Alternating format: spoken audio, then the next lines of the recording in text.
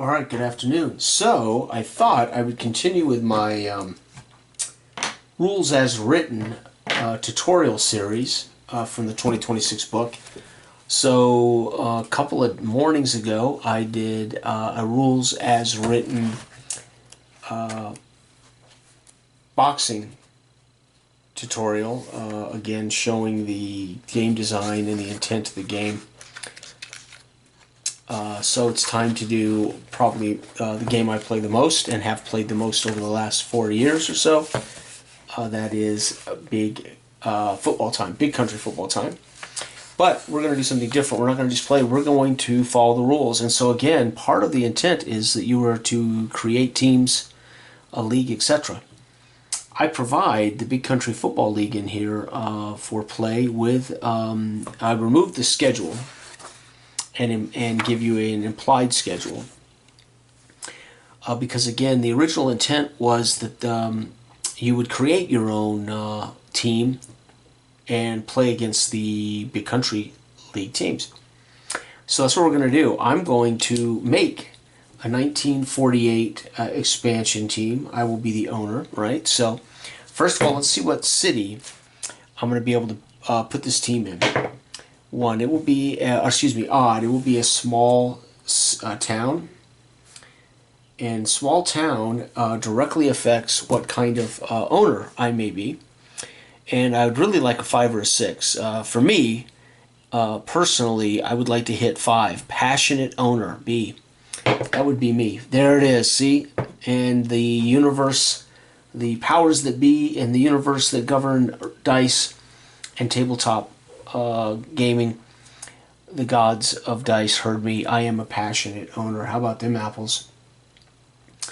Owner, B, passionate. And that is me when it comes to football, passionate. So I'm a passionate owner. We're in a small town. Now that small town is going to directly influence the stadium in a minute. So we are small town, and then I have to roll an owner that would exist there, of course. But again, the small town owner will be me, J. All right, Jason. And then small town, I'm going to say we're going to be in...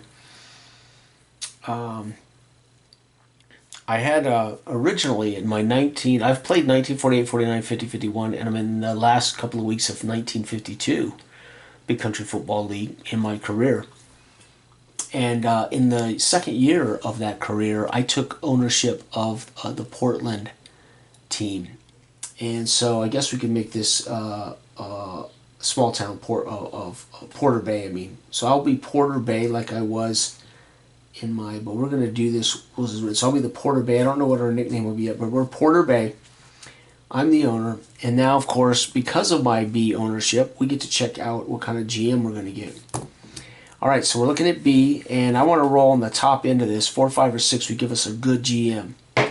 And 3, so not bad, C. So our GM will be C. And I'm going to put in here, we'll make the GM my brother, right? All right, so my GMC, here we go. And he's going to hire a head coach. 5. Oh, 5 is C. Okay, so our head man. Head coach is also C, and we're going to make that, there we go, F. Harris. So we've got a small town, Porter Bay. I'm the owner. My brother will be the GM, and our head coach will be my one of my closest long-term friends, Freddie Harris, will be our coach. But Freddie, as a C, now he has to dictate our offense and defense. So he's responsible for the tryouts and for scouting and for signing and drafting players. Of course, the GM would also be involved in the acquisition of players. But when it comes down to it, the coach is responsible for the quality of his offense and defense, not just talent, but scheme. So we're looking at the C charts for my coach.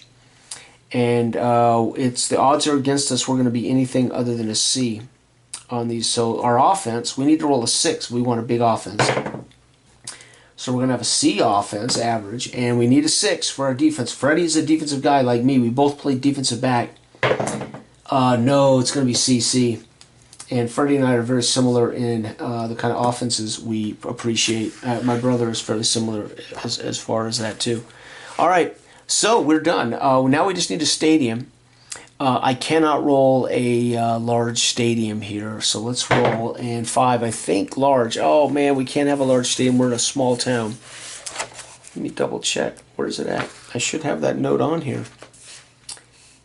That may be one of the things I chose to change in the rules, not limiting a small team to a small stadium. Nope, so I did not limit. Okay, good. So we can have a large triple deck circle. Holy cow, so our stadium is a large tri-deck circle. Those of you who despise the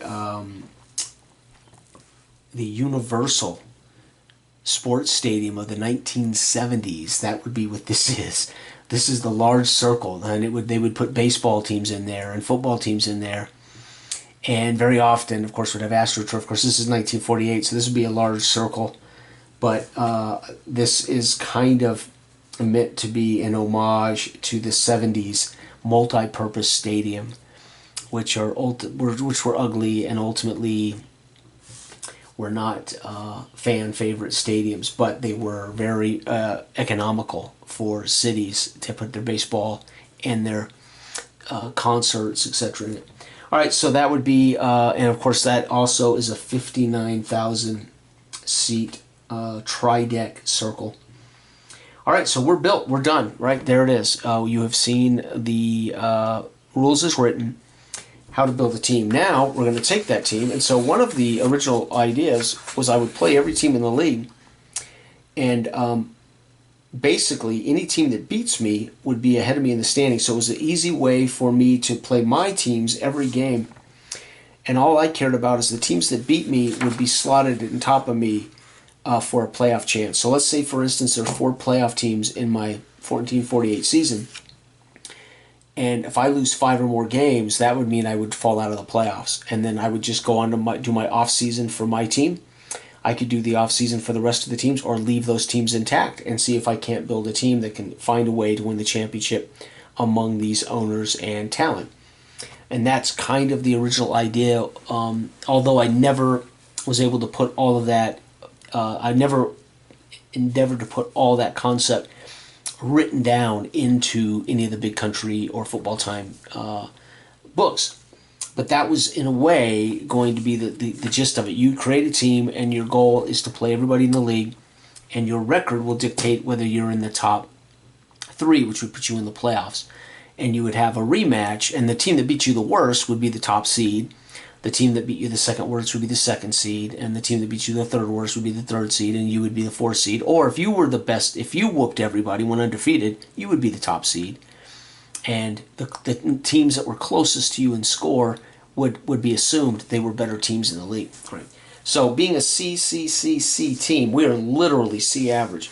We're going to start, we're going to play a game right now. And again, I'm going to play this as intended against Central, the first team here. We don't have to play them in this order, but I'm going to play them against Central City. Central City is offense C, defense B. Let's roll. Odd, we're at home. We are. So it's going to be Central City Aces. And we are the Porter Bay Pirates. And we are at our home stadium.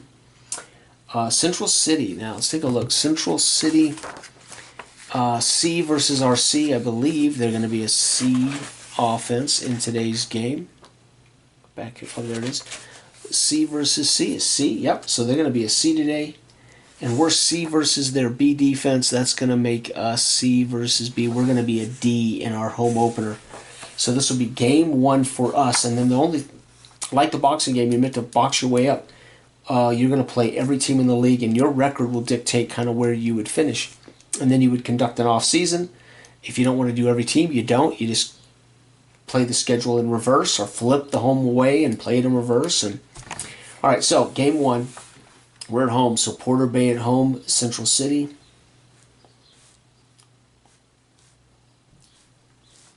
And then it reverses after halftime as they would get the kickoff. And again, today is 7/15/26. And this is Big Country Football Time 26. All right, so let's go back and play the game of football. All right, I haven't named any of my players or anything. Central City has some things named in the writing, but no serious. Harrington is their quarterback. Their star quarterback's Harrington. Their fullback's Watson. Tight end Burgess. Their place kicker is Klein Sayers. Their return man is Reynolds, and their strong safety, or the free safety, is Martins. Those would be their known players. I don't have any right now, but that's something you can do if you want to. All right, here we go. So we get the kickoff. We come out, and we're looking at a tough road to hoe in our first game against the biggest city in the region, Central City. And we are going to punt the ball. And Central City will take over on the punt, and they will go to work, and they're looking at the C charts. They'll punt. Porter Bay, here we go. We get the punt. We go to work, and we're going to drive down, and we're going to score a touchdown. Again, I have a very simple role here. Odd, it's a run touchdown. It is. So it's going to be we're going to put halfback, run TD, right? Okay, and Central City now behind on the road, and we have the advantage, and they are going to turn over. And that turnover is even. The turnover for them, excuse me, not even, too. Missed field goal. So they don't turn it over. They miss a field goal. So it's going to be 0-7. We are leading in our debut as the expansion team for the 1948 season. Second quarter starts. We take over on a short field after the missed field goal. We go to work. 5, and again, the short field rule that does not apply to missed field goals, but it does apply to turnovers. That is a turnover technically. So that means they probably tried a very long kick, and we get the ball on a short field, right? And 5 for us is a field goal. So we're going to hit a field goal, and we continue to add to our lead. They get the kickoff, and they drive 4. They're going to get a field goal. They kick off to us, and we're going to drive, and it's going to be a punt. And the last drive of the half, they're trying to make up ground, and indeed 3, they are going to have to punt it before the half, and we both score 3 in the second. We are up 10-3. It's a little too close for my comfort, but we don't have a choice. Central City gets the ball coming out of the tunnel. Their head coach, our head coach Freddie, is going to continue to be a smart running team, trying to avoid turnovers and try to add points and play good defense. That's the kind of guy Freddie is. Their coach is, it's written here somewhere, their coach, Joe Hansen. Joe Hansen believes in running the ball and playing for field position. So there it is. It's a write-up. So he's going to come out running. Well, they're behind by 7, so they can continue to run. It isn't like it's an impossible feat when you're only down by a touchdown. And they drive down the field. Unfortunately, we hold. They're going to have to punt. And right now, man, we've got them where we want them. Oh, wait, no, that was a field goal. Sorry, I got to look at the chart. Field goal. Shoot. It is now 6-10. We have got to keep scoring. We need the 5 or the 6. Oh, no, they didn't. They punted. Dang it, Jason. I'm looking at the wrong chart. I got to pay attention here. Yeah, they did punt. I'm sorry, they did punt. Okay, 5, and we're going to get a field goal. All right, Central City now falling way behind. It is 13-3. They need to get going. And 2, no, they are going to have to punt. And Freddie's defense in their debut has been flawless. Porter Bay, we're going to score a touchdown, and that touchdown is a run TD. That is just like Freddie. We're going to give it to the fullback this time. Run TD. And that wraps up the quarter. Porter Bay will score 10. They will have a punt and a punt. And are we in our debut home opener? I haven't even named my stadium yet. Probably something like Pirates Cove. Pirates Cove Stadium. Seats 59,000 folks. And we are putting on a show. It is 20-3 against the big team. Biggest city, I should say. All right, Central City starts the fourth quarter. And here we go. It is 3. 3 for them is a punt on the C chart. Can we continue our winning ways? Yep, 4. We are going to punt. All right, and they're going to get to go to their comeback rule, so they can use the B chart for the comeback rule. And 1, they're going to turn over, and the turnover is going to give us a short field. 6, the turnover is pass intercepted. So their QB, Harrington, pass intercepted by a DB for us. That's going to give us a short field. We're on the C charts to wrap this up. And we would have to punt the ball away. So it'll be punt, end of game as time expires. Punt, punt, interception, punt. Nobody scores in the 4th. 1948 our debut. We're going to win 20-3 over Big Bad Central City. Again, Central City has a rich owner. They're a medium homes. They have a medium homeside tower deck. It's called AJA Memorial Stadium. AJA is the owner is Addison Atkins. His father would be the memorial. So Harrington in the 4th throws an interception in their comeback drive as he tries to up the ante on a 2-minute drive and gets a little dangerous with the ball. We pick it off, and we do end up having to punt the ball away, but nothing more happens. And there it is, folks. That is from the beginning to the end. We created a team, and we played against one of the teams that's in the book. Now, that is not, of course, what I expect people to do long term. I expect people to create their own league and to manage the teams in through automated off seasons and etc. etc. So, but one of my original ideas was that you would make a team in basketball, because instead of trying to play lots of different basketball teams and play long seasons, you would make a basketball team and play them against all the teams in the league, like best of 6, best of 7, whatever, to get 30 games or whatever. And then how well you did, how well other teams did against you would place them above you in the standings. So you might only play best of 7, but if a team beat you 4-0, and I finished the season, let's say 21-18 or something, that team that beat me 4-0 would have been, let's say 24 and something in the standings. They would be better than me. And let's say another team beat me 3-2. They would be in the standings ahead of me, etc. Right? So, and then you could have 8 teams make the playoffs, play a best of 7 series against every team, something. And then you're not having to manage a big league. You're not having to play a lot of scheduled games. So I simplified in this by taking the schedule out. Of course, I do imply a round-robin 9-game schedule would be normal, and then you would flip and rotate that every year based on and then of course you would go, these teams would all go through the off season. But as it is, I might just want to play my team against everybody in the league, get my record.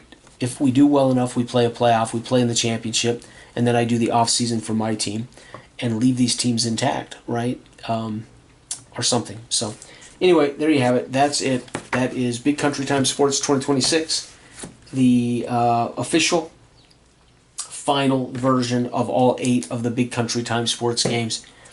And again, I'll continue. I'll do this with hockey, basketball, baseball. I'm going to do a RaW, Rules as Written tutorial out of this book. So hang in there or stay tuned. Bye-bye.